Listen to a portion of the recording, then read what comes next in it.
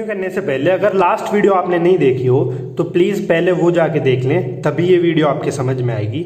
अब चलिए ये शुरू करते हैं। तो लास्ट वीडियो में जैसा कि पढ़ा था असेंडिंग पाथवे हमने पढ़ लिया था। अब बात करते हैं हम डिसेंडिंग पाथवे की। तो होता क्या है कि कभी कभी ऐसा होता है कि जब पेन होता है तो अब जब हम रब कर लेते हैं उस एरिया को तो वो पेन कम हो जाता है। तो वो पेन कैसे कम हो जा रहा है तो उसको हम पढ़ेंगे आज गेट कंट्रोल थ्योरी में।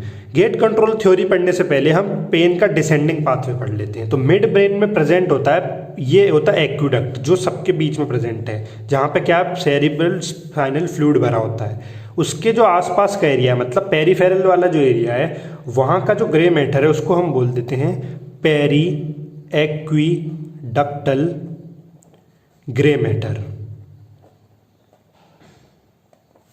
ये और मेडुला ऑब्लोंगेटा में एक न्यूक्लियस प्रेजेंट होता है जिसको हम बोलते हैं न्यूक्लियस रफे मैग्नस।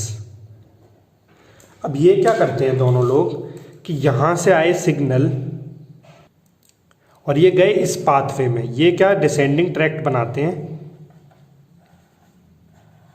और ये जो यहाँ पे जो प्रेजेंट था सब्सटेंसिया जेलेटिनोसा, यहाँ पे आके ये अपनी एक ब्रांच दे देता है। अब ये ब्रांच जो है ये कैसा न्यूरॉन है, सेरोटोनर्जिक या नॉर एड्रिनर्जिक न्यूरॉन होता है। ये क्या करेगा, इसको हम अभी नेक्स्ट फर्दर डिटेल में पढ़ेंगे।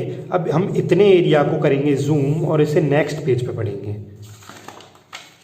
तो जैसा कि अब तक हमने पढ़ा कि पेरियो एक्विडक्टल ग्रे मैटर जो था मिड ब्रेन में प्रेजेंट था, उसके बाद में न्यूक्लियस रफे मैग्नस जो मेडुला में प्रेजेंट था, वहाँ से सेरोटोनर्जिक या नॉन एड्रिनर्जिक न्यूरॉन पे आया और वो जाके कहाँ पे, ये क्या है जूम सेक्शन उसका जो पीछे पड़ा था। ये क्या है सब्सटेंसिया जेलेटिनोसा, जो ये क्या है न्यूक्लियस है किसका, डोर्सल हॉर्न का। अब ये क्या है, ये फर्स्ट ऑर्डर न्यूरॉन है, ये क्या है सेकेंड ऑर्डर न्यूरॉन है।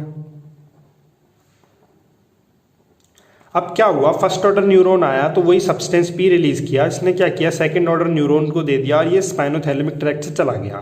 ये तो नॉर्मल पाथवे था। अब क्या होता है, जैसे कि ये सेरोटोनिन और नॉन एड्रिनर्जिक न्यूरॉन थे वो मैंने यहाँ रेड से दिखा रखा है यहाँ।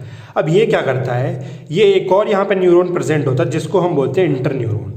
अब इंटर न्यूरॉन को स्टिमुलेट कर देता है। अब इंटर न्यूरॉन स्टिमुलेट होकर क्या कर देता है, ये ओपियोइड रिसेप्टर के एक सब्सटेंस होते हैं जिसको हम बोलते हैं एनकैफ्लिन। अब एनकैफ्लिन का काम क्या है कि ये जो यहाँ पे कैल्शियम चैनल थे जिससे कि कैल्शियम अंदर जाके ये वेसाइकल यहाँ निकल रहा था, मतलब सब्सटेंस पी रिलीज हो रहा था, वो सब्सटेंस पी रिलीज जब होगा तो जब यहाँ पे ये क्या होगा स्टिमुलेशन आगे आएगा। अब जब यहाँ पे इसने कैल्शियम चैनल ही ब्लॉक कर दिया तो सब्सटेंस पी नहीं निकल पाएगा, और सब्सटेंस पी नहीं निकलेगा तो यहाँ पे हमारा ये क्या हो गया, पेन जो है हमारा ये इनहिबिट हो गया।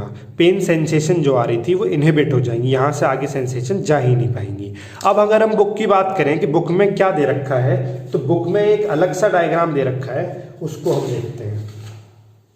अगर हम बात करें गेट कंट्रोल थ्योरी के डायग्राम की तो ज़्यादातर बुक में ये लाइन डायग्राम दे रखा है। अब ये लाइन डायग्राम क्या बताता है, तो इसमें दो तरह के फाइबर दिखा रखे हैं, दो कनेक्शन दिखा रखे हैं। अब ये कनेक्शन किस किस के बीच में है, तो ये है सब्सटेंसिया जेलेटिनोसा, ये है ट्रांसमिशन सेल। और ट्रांसमिशन सेल अगर एक्टिवेट हो जाएगी तो ये क्या करेगी, लेटरल स्पाइनोथैलेमिक ट्रैक्ट तक अपना स्टिमुलेशन पहुंचा देगी और लेटरल स्पाइनोथैलेमिक ट्रैक्ट ब्रेन में पहुंच के पेन सेंसेशन फील करा देगी।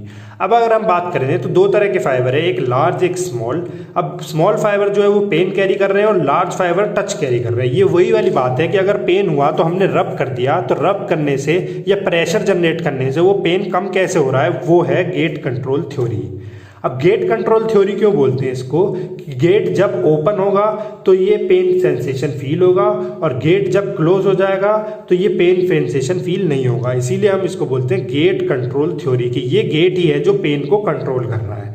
अब इस गेट में क्या क्या कंपोनेंट है, तो कंपोनेंट ऐसे हैं कि पेन सेंसेशन आया और वो क्या करेगा, ट्रांसमिशन सेल को एक्टिवेट कर देगा। अब ट्रांसमिशन सेल जैसे ही एक्टिवेट होंगे तो ये क्या करेगा, लेटरल स्पाइनोथैलेमिक पे जाएगा और वही प्रोसेस हो जाएगा, पेन फील हो जाएगा।